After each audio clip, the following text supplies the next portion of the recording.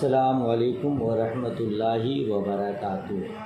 میں محمد عظمت رضا رضوی نظامی استاد جامعۃ الرضا فاطمۃ الزہرا صورت گجرات درجہ فضیلت کی پیاری پیاری متعلمات سے مخاطب اور بخاری شریف کا درس دینے جا رہا ہوں۔ میں آپ سے بھی مخاطب۔ اللہ پاک آپ سب کو علم نافع عطا فرمائے، آپ کے صدقے مجھ حقیر کو بھی علم نافع عطا فرمائے، آمین ثم آمین۔ اللہ رب محمد صلی اللہ علیہ وسلم، نحن عباد محمد صلی اللہ علیہ وسلم۔ اللہم رب اشرح لی صدری ویسر لی امری واحلل عقدۃ من لسانی یفقہوا قولی۔ اللہم رب یسر ولا تعسر وتمم بالخیر۔ اللہم افتح علینا حکمتک وانشر علینا رحمتک یا ذا الجلال والاکرام۔ بسم اللہ الرحمن الرحیم۔ باب قول النبی صلی اللہ تعالی علیہ وسلم الدین النصیحۃ للہ ولرسولہ ولأئمۃ المسلمین وعامتہم، وقوله تعالی اذا نصحوا للہ ورسولہ۔ حدثنا مسدد قال حدثنا يحيى عن اسماعيل قال حدثني قيس بن ابي حازم عن جرير بن عبد الله البجلي قال بايعت رسول الله صلى الله تعالى عليه وسلم على إقام الصلاة وإيتاء الزكاة والنصح لكل مسلم۔ باب کا ترجمہ دیکھیے، یہ باب ہے نبی کریم صلی اللہ تعالی علیہ وسلم کے اس قول کے بارے میں کہ دین خیر خواہی ہے اللہ اور اس کے رسول اور مسلمان حاکموں اور عام مسلمانوں کے لیے، اور اللہ تبارک و تعالیٰ کا قول اذا نصحوا للہ ورسولہ، جب وہ اللہ اور اس کے رسول کی خیر خواہی میں رہیں۔ اللہ اور اس کے رسول کی خیر خواہی نہیں چلے گا، بالایمان والطاعہ، ایمان لا کر اور اس کی اطاعت کر کے، ٹھیک ہے نا؟ ہاں، تو روایت ہے حضرت جریر بن عبداللہ بجلی سے، فرماتے ہیں میں نے رسول اللہ صلی اللہ تعالی علیہ وسلم سے بیعت کی نماز قائم کرنے پر اور زکوٰۃ ادا کرنے پر اور ہر مسلمان کی خیر خواہی کرنے پر۔ باب ہوا، اس کے مطابق ایک حدیث ہوئی۔ یاد رکھیے گا یہ حدیث بھی جوامع الکلم میں سے ہے، اپنے اندر معانی کا ایک ذخیرہ لیے ہوئے ہے۔ یہ حدیث اگر آپ نگاہ عمیق سے دیکھیں تو پورے دین کو محیط ہے، ٹھیک ہے نا؟ مان لیجئے اللہ کے ساتھ نصیحت کا معنی کیا ہے؟ یاد رکھیے گا، اللہ تبارک و تعالیٰ کی خیر خواہی یہ ہے کہ اس کی ذات و صفات پر ایمان لائے، جیسے وہاں بین سطر میں لکھا نا بالایمان، اللہ کی ذات و صفات پر ایمان لائے، اس کا کسی کو شریک نہ بنائے، نہ ذات نہ صفات نہ عبادت میں، کسی معاملہ میں اللہ تبارک و تعالیٰ کا کسی کو شریک نہ ٹھہرائے، ٹھیک ہے نا؟ اسے صفات جلال و کمال کے ساتھ متصف مانے، کیونکہ رب تبارک و تعالیٰ کے جتنی بھی صفات ہے سب جلال و کمال کے ساتھ ہے، ہر عیب سے منزہ ہے، ٹھیک ہے نا؟ اور پھر اس کی کتاب کو حق مانے، اور پھر جس طرح تلاوت کرنی چاہیے اور قرآن مجید پر عمل کرنی چاہیے اسی طور پر اس کی تلاوت کریں، اس پر عمل کریں، ٹھیک ہے؟ یہ ہے اللہ کے ساتھ خیر خواہی۔ اور اس کے رسول کے ساتھ خیر خواہی کا کیا مطلب؟ اس کے رسول کے ساتھ خیر خواہی کا مطلب یہ ہے کہ رسول پاک صلی اللہ تعالی علیہ وسلم کی رسالت کی تصدیق کریں، پوری کائنات میں سب سے زیادہ انہی سے محبت رکھیں، پوری کائنات میں سب سے بڑھ کر ان کی تعظیم کریں، اور ان کی شان میں ادنا سی گستاخی بھی برداشت نہ کریں، ان کے بتائے ہوئے احکام کی پابندی کریں، اور جن چیزوں سے آپ نے منع فرمایا ہے اس سے رک جائیں۔ رب تبارک و تعالیٰ نے خود حکم دیا، ما آتاکم الرسول فخذوہ وما نہاکم عنہ فانتہوا، رسول گرامی باوقار جو دیں اسے لے لو، جسے منع فرما دیں اسے رک جاؤ۔ تو مصطفیٰ کریم نے جن چیزوں کو کرنے کا حکم دیا اس کو کریں، جس سے منع فرمایا اس سے رک جائیں، یہ رسول پاک کی خیر خواہی ہے۔ ٹھیک ہے؟ اچھا، اور پھر ان کی سنتوں کو زندہ رکھیں، ان کے اصحاب اور اہل بیت سے محبت کریں۔ ٹھیک ہے؟ تو اللہ اور رسول کی خیر خواہی حقیقت میں بندے اور امتی کی طرف راجع ہے۔ ہم اللہ پر ایمان لائیں گے، اللہ کی ذات و صفات پر ایمان رکھیں گے، رسول پاک کے احکامات پر عمل کریں گے، تو مصطفیٰ کریم یا مصطفیٰ کریم کے رب، ہم سب کے رب ہماری عبادت و ریاضت سے مستغنی ہے، انہیں ہماری عبادتوں کی ضرورت نہیں، بلکہ جو کچھ بھی کریں گے اس کا فائدہ ہماری ہی طرف لوٹنے والا ہے۔ سمجھ شریف میں بات آئی؟ تو یہ ہے خیر خواہی کا مطلب۔ اور سلاطین و حکام کے لیے خیر خواہی، وَلِأَئِمَّةِ الْمُسْلِمِينَ، مسلمان حاکموں کی خیر خواہی، اس کا کیا مطلب ہے؟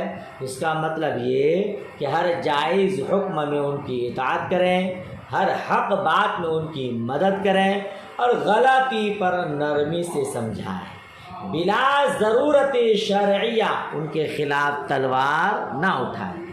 یہ ہے ائمۃ المسلمین کی خیر خواہی، ٹھیک ہے نا؟ اور وعامتہم، ائمہ مجتہدین کے لیے نصیحت، عام مسلمانوں کے لیے نصیحت یہ ہے کہ ان کی دنیا و آخرت کی مصالح میں رہنمائی کریں، ان کو خیر خواہی کی تلقین کریں، برائی سے روکیں۔ یہ ہے عام مسلمانوں کی خیر خواہی، ایک دوسرے کے عیب کو چھپائیں، بڑوں کا ادب کریں، چھوٹوں پر شفقت کریں، یہ ہے ان کی خیر خواہی۔ تو حضرت جریر بن عبداللہ بجلی رضی اللہ تعالیٰ عنہ نے کہا، میں نے رسول پاک صلی اللہ تعالیٰ علیہ وسلم سے نماز قائم کرنے، نماز کی پابندی کرنے، زکوٰۃ کی ادائیگی، ہر مسلمان کی خیر خواہی کرنے پر کیا کیا؟ بیعت کیا۔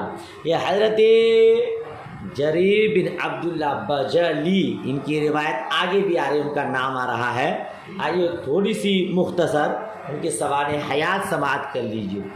جریر بن عبداللہ بجلی رضی اللہ تعالیٰ عنہ بنی کہلان سے تھے۔ یہ نبی مکرم صلی اللہ تعالیٰ وسلم کے وصال سے پہلے والے رمضان شریف میں سن 10 ہجری میں مصطفیٰ کریم کی بارگاہ میں حاضر ہو کر مشرف بہ اسلام ہوئے، ٹھیک ہے نا؟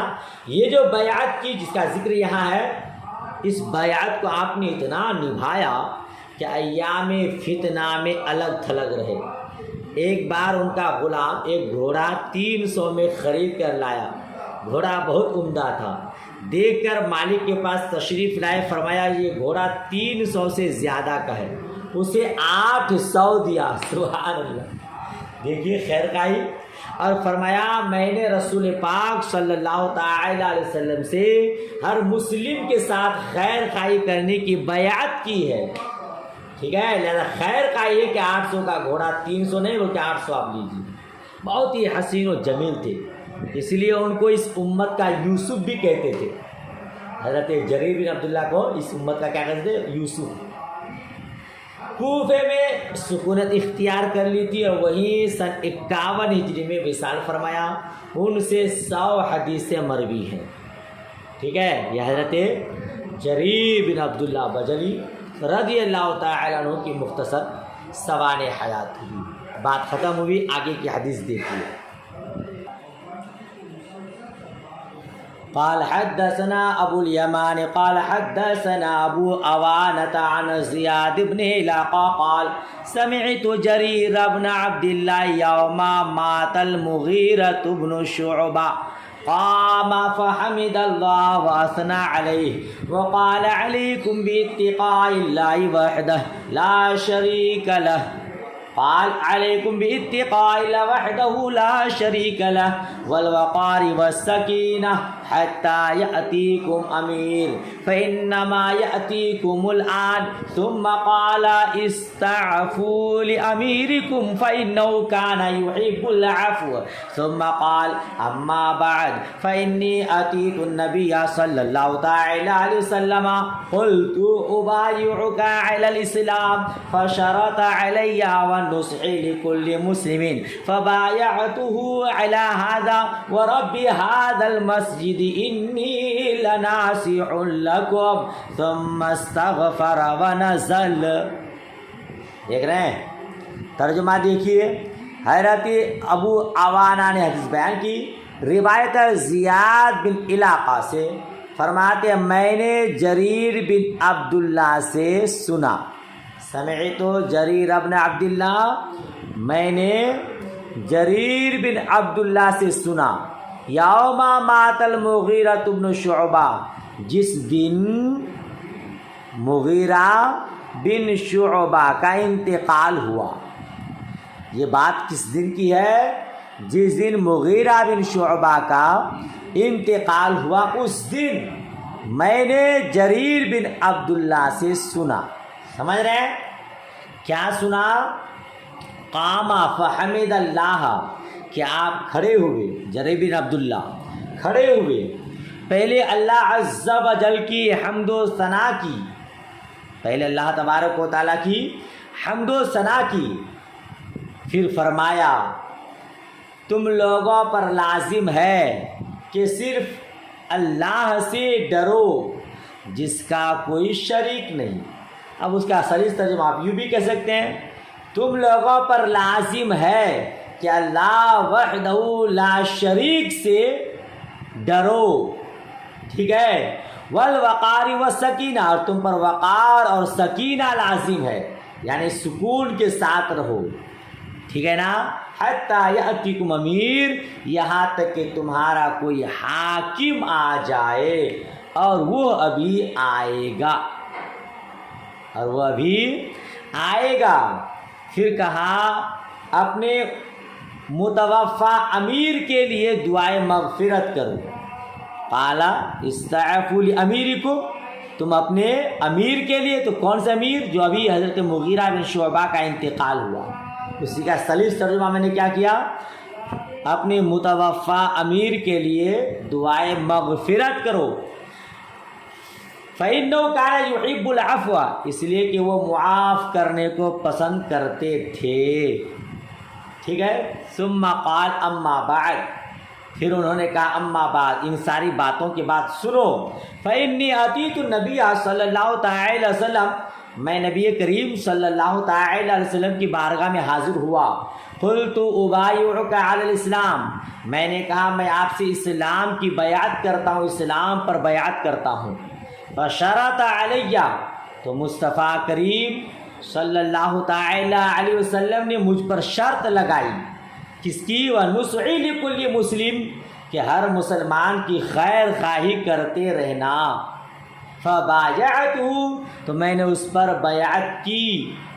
ٹھیک ہے. وَرَبِّ هَذَا الْمَسْجِدِ, اس مسجد کے رب کی قسم, اِنِّي لَنَاصِحٌ لَكُمْ, میں تم لوگوں کا خیر خواہ ہوں. ثم استغفر ونزل, پھر استغفار کیا اور اتر آئے. بات تھا ہر مسلمان کی خیر خواہی کے لیے. امام بخاری علیہ رحمہ نے اسی مطابق حدیث شریف بیان کی. اس حدیث کا پورا خلاصہ کیا ہے یاد رکھیے گا. حضرت مغیرہ بن شعبہ رضی اللہ تعالی عنہ حضرت امیر معاویہ رضی اللہ تعالی عنہ کی جانب سے کوفے میں حاکم تھے. سن 50 ہجری میں ان کا وصال ہو گیا. چونکہ کوفے والوں میں مولا کائنات مولا علی رضی اللہ تعالی عنہ کے حامیوں کی بہت اکثریت تھی. ٹھیک ہے. ان کے ماننے والے زیادہ تھے. تو حضرت مغیرہ بن شعبہ رضی اللہ تعالیٰ عنہ ان کو اپنی حسن تدبیر سے سمجھائے ہوئے رکھے تھے۔ ان کے وصال کے بعد اندیشہ تھا کہ کوئی اختلاف ہو جائے، اس لیے حضرت جریر بن عبداللہ رضی اللہ تعالیٰ عنہ نے یہ خطبہ دیا اور انہیں وقار و سکون کے ساتھ رہنے اور اختلاف سے باز رہنے کی تلقین فرمائی۔ حضرت مغیرہ رضی اللہ تعالیٰ عنہ نے اپنے وصال کے وقت حضرت جریر کو اپنا نائب بنا دیا تھا، اس لیے انہوں نے یہ خطبہ دیا تھا۔ جب حضرت امیر معاویہ رضی اللہ تعالیٰ عنہ کو حضرت مغیرہ کے وصال کی خبر ملی، کیونکہ انہوں نے حضرت مغیرہ بن شعبہ رضی اللہ تعالیٰ عنہ کو کوفے کا حاکم بنایا تھا، ان کو خبر ملی کہ آج ان کا وصال ہو گیا، تو انہوں نے زیاد بن سمیہ کو کوفے کا گورنر بنا دیا۔ ٹھیک ہے، تو اس حدیث میں خیر خواہی کے لیے حکم دیا، خیر خواہی کی تلقین کی، یہی باب تھا۔ اچھا، دوسری بات یاد رکھیے گا، یہاں جو کہا کہ وَلِأَئِمَّةِ الْمُسْلِمِينَ عَامَّتِهِمْ، عام مسلمانوں کی خیر خواہی، تو خالی مسلمانوں کے ساتھ خیر خواہی نہیں کرنی ہے، بلکہ کافر کے ساتھ بھی خیر خواہی لازم ہے۔ کافر کے ساتھ خیر خواہی کا کیا مطلب؟ کافر کے ساتھ خیر خواہی یہ ہے کہ اسے اسلام کی دعوت دی جائے، یہ ہے کافروں کی خیر خواہی۔ سمجھ شریف میں بات آئی، باب ختم ہوا، آگے دیکھیے۔ کتاب العلم، بسم اللہ الرحمن الرحیم، باب فضل العلم وقول اللہ عز وجل يرفع الله الذين آمنوا منكم والذين أوتوا العلم درجات والله بما تعملون خبير وقوله رب زدني علما۔ کتاب العلم، کتاب الایمان مکمل ہوا، اب کتاب العلم کا آغاز ہے۔ ٹھیک ہے نا، علم کی کیا تعریف ہے یہ آپ جانتے ہیں، ہے نا، لیکن اصطلاحی تعریف بہت ہی مشکل ہے، کیونکہ اس میں بہت ہی اختلافات ہیں، ہے نا۔ اس کے باوجود حضرات ماتریدیہ نے علم کی جو تعریف کی ہے وہ یہ ہے، علم ایک ایسا نور ہے جو اللہ عز و جل نے انسان کے قلب میں پیدا فرمایا ہے، کہ اس سے جس چیز کا تعلق ہوتا ہے وہ منکشف ہو جاتی ہے، جیسے آنکھ میں دیکھنے کی قوت ہے۔ اور جواہر المنطق میں آپ نے حضور اعلی حضرت رضی اللہ تعالی عنہ کے حوالے سے ایک تعریف پڑھی ہے کہ علم ایک نور ہے جس کے دائرہ میں جو شے آئے وہ منکشف ہو جائے، اسی سے ملتی جلتی ہے نا، یہ علم کی تعریف ہے۔ امام بخاری کا مقصود علم کی حقیقت بیان کرنا نہیں ہے، بلکہ علم کے متعلقات بیان کرنا ہے، ٹھیک ہے نا۔ امام بخاری علیہ الرحمٰن نے کتاب العلم جو بیان کیا ہے، اس علم سے مراد علم دین ہے جو اللہ عز و جل کی رضا کا سبب ہے نا۔ علم اپنے متعلقات کے اعتبار سے دو قسم پر ہے، ایک علم ظاہر اور دوسرا علم باطن، یاد رکھیے گا۔ علم ظاہر علم شریعت ہے، علم ظاہر علم شریعت ہے، تفسیر حدیث فقہ، اور تفسیر حدیث فقہ پڑھنے کے جو ذرائع، علم صرف، علم نحو، لغات، معانی ہے، یہ سب بھی ہے نا۔ اور علم باطن کی بھی دو قسم ہے، علم باطن کی دو قسم ہے، ایک علم معاملہ یعنی دل اور نفس کو پاک صاف ستھرا بنانا، برے اخلاق سے اور حرام چیزوں سے بچنا، اچھے اخلاق پیدا کرنا، یہ ہے علم معاملہ۔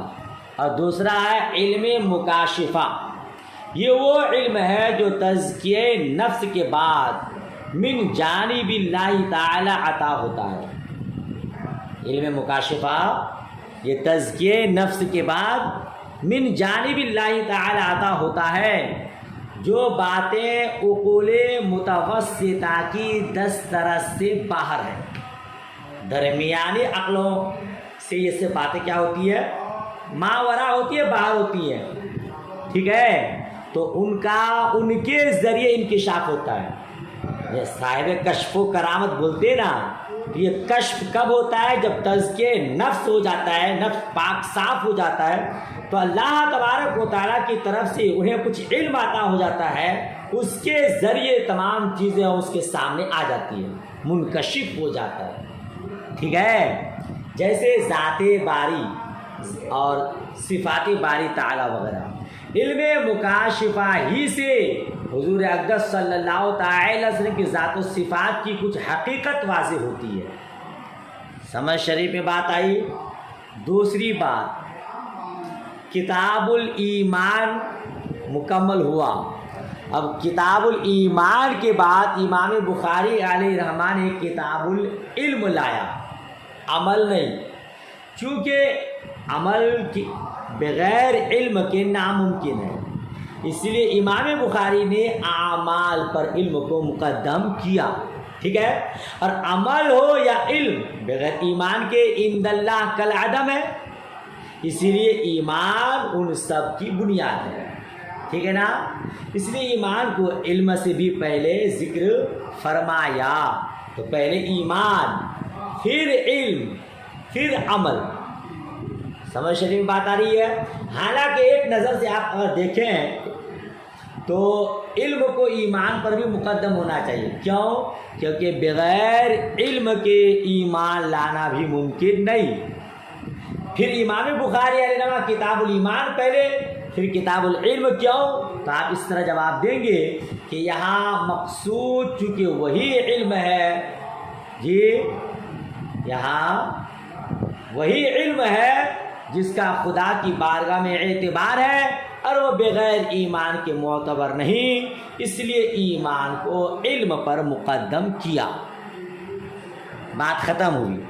بعد کے کتاب العلم، بسم اللہ الرحمن الرحیم، اللہ کے نام سے شروع جو بڑا مہربان نہایت رحم والا۔ باب فضل العلم، یہ باب ہے علم کی فضیلت کے بارے میں، اور اللہ عز و جل کا قول، یرفع اللہ الذین آمنوا منکم، تم میں سے جو ایمان لائے، والذین اوتوا العلم، اور انہیں علم عطا ہوا، یرفع اللہ درجات، اللہ اس کے درجات کو بلند فرما دے۔ ترجمہ کیا کریں؟ تم میں سے جو لوگ ایمان لائے اور انہیں علم دیا گیا، علم عطا ہوا، اللہ تعالیٰ اس کے درجات بلند کرے گا، اور اللہ تبارک و تعالیٰ تمہارے کاموں سے، تمہارے عمل سے باخبر ہے۔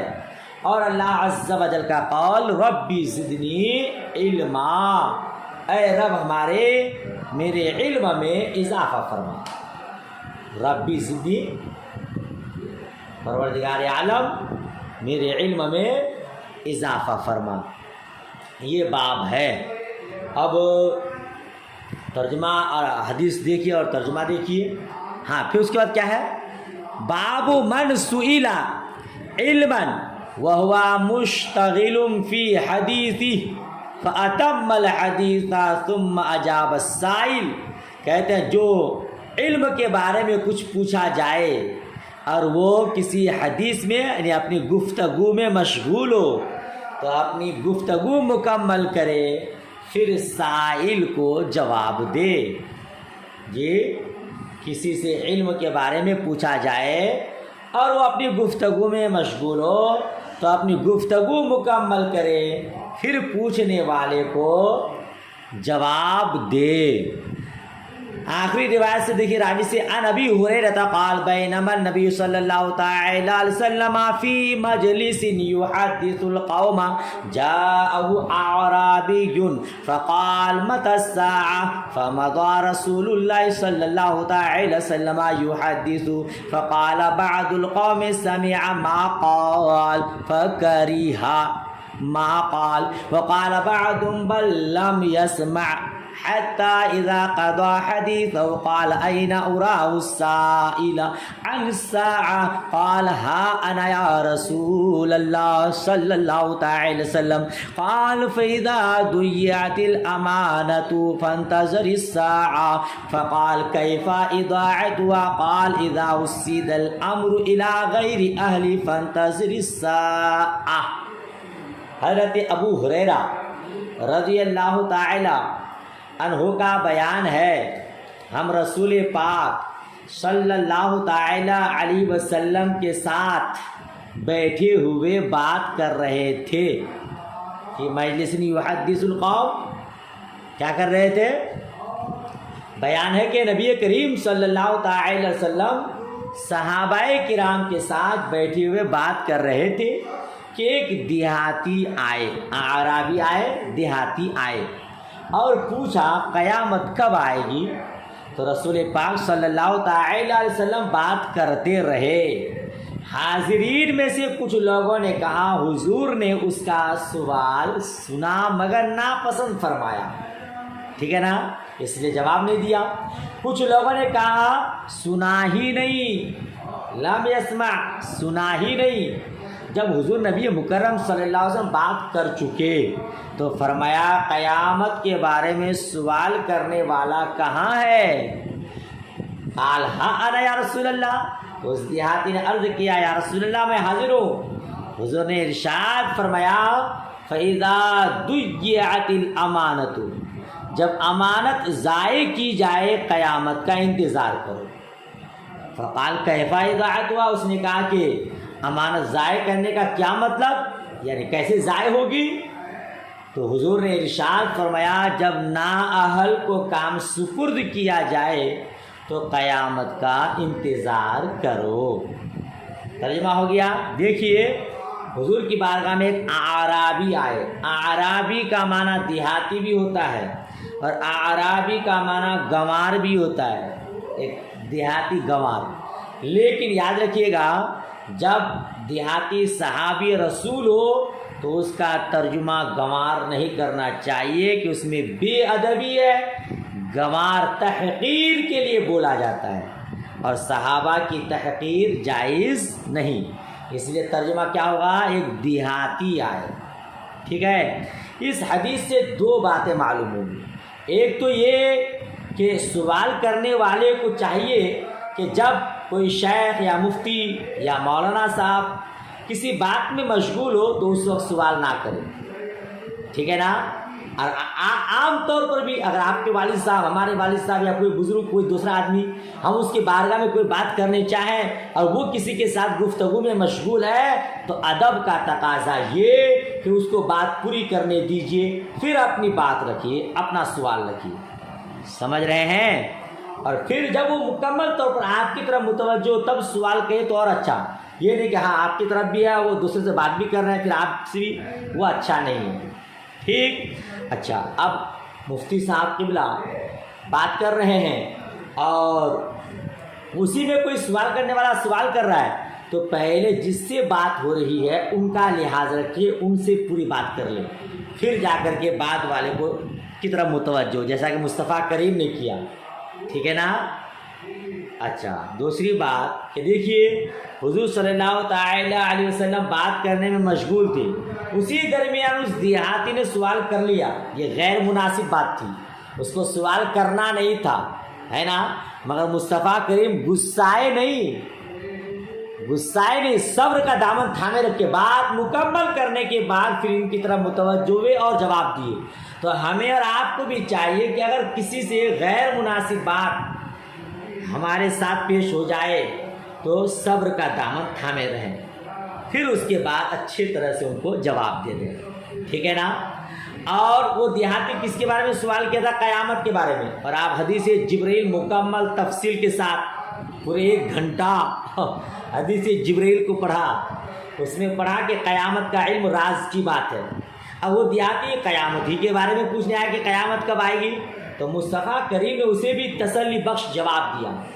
قیامت کب آئے گی یہ تو نہیں بتایا مگر اس کی کچھ نشانیاں بتا دیا. اس کی ایک نشانی کیا بتایا؟ جب امانت ضائع ہونے لگے.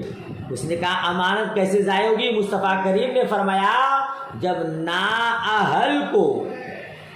نااہل کو کوئی کام سونپی جائے، یعنی جو اہلیت کا حامل نہ ہو اور اسے وہ مرتبہ وہ مقام دے دیا جائے تو تم قیامت کا انتظار کرو۔ آج کیا ہوتا ہے؟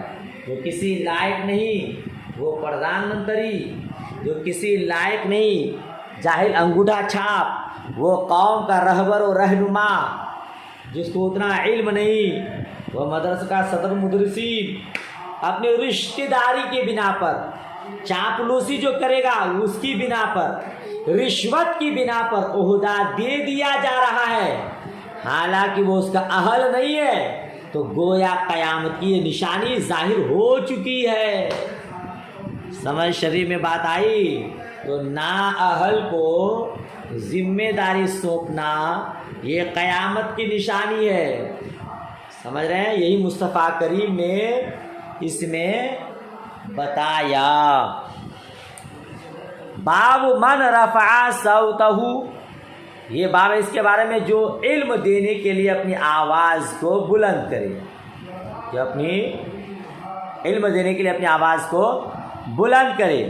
حدیث دیکھیے، حدثنا ابو الیمان قال حدثنا ابو عوانہ، وہی والی روایت، عن ابی بشر عن یوسف ابن ماہکہ کے نیچے لکھا غیر منصرف لانه عجمی، یعنی علامیت اور عجمیت اجماع کی بنا پر غیر منصرف ہے۔ عن عبداللہ ابن عمرو قال تخلف عن النبی صلی اللہ تعالی علیہ وسلم فی سفرۃ سافرناها فادرکنا وقد ارهقنا الصلاة ونحن نتوضأ فجعلنا نمسح على رجلنا فنادى بأعلى صوت ويل للعقاب من النار مرتين أو ثلاثا۔ کہتے ہیں کہ حضرت عبداللہ ابن عمرو رضی اللہ تعالی عنہ سے روایت، قال تخلف عن النبی صلی اللہ تعالی وسلم فی سفر سافرناها، یعنی ہم لوگ رسول پاک صلی اللہ تعالی وسلم کے ساتھ ایک سفر میں تھے، رسول پاک صلی اللہ تعالی علیہ وسلم ہم لوگوں سے بچھڑ گئے، یعنی پیچھے رہ گئے۔ فادرکنا، حضور صلی اللہ علیہ وسلم ہم لوگوں سے ملے، وقد ارحقنا الصلاۃ اور صلاۃ دونوں ہے، قد ارحقنا الصلاۃ نماز میں ہم لوگوں کو پایا، نماز ہم لوگوں کو پائی، کس میں؟ مؤخر وقت میں۔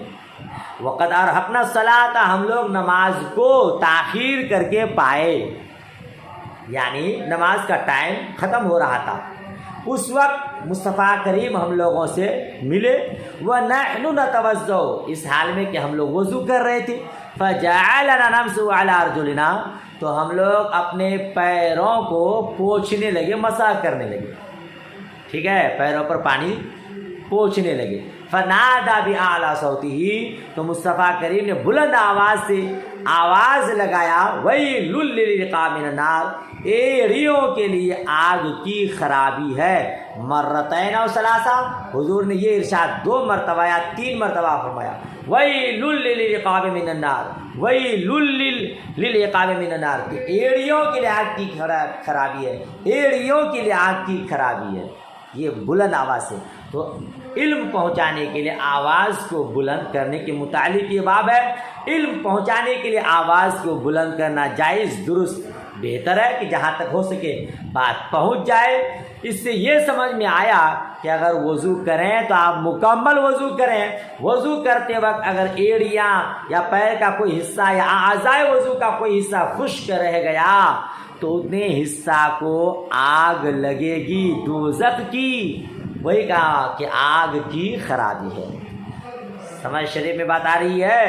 اور ویل آپ جانتے ہیں، ویل آپ جانتے ہیں نا، مشکوٰۃ شریف میں پڑھے، ویل دوزخ کی ایک وادی ہے جس سے دوزخ خود 400 مرتبہ پناہ مانگتی ہے۔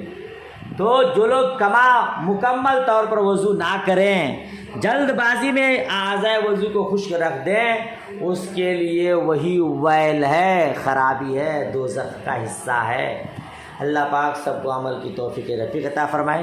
چلیے آج کا سبق یہیں تک رکھتے ہیں، آگے بڑھوں گا تو بہت لمبا سبق ہو جائے گا، اس سے آگے کل انشاءاللہ تبارک و تعالی دعائے خیر میں یاد۔ اللہ حافظ، خدا حافظ۔